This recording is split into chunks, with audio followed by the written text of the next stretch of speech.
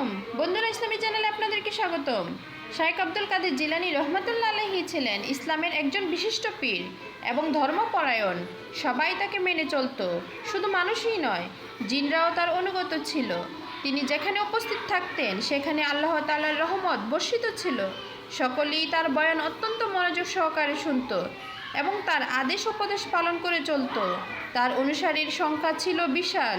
সকলেই তাকে অনেক সম্মান করত। তিনি ছিলেন পীরদেরও পীর, অনেক বড় পীর।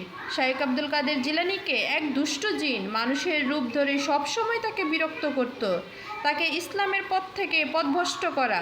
কিন্তু প্রতিবারই সে তার চেষ্টায় ব্যর্থ হতো, কখনোই সে সফল হতে পারত না। সেই দুষ্ট জিনের এই অপরাধ করাটা ভালো লাগতো না বাকি সবার।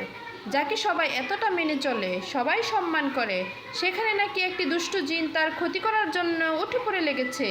সে চাই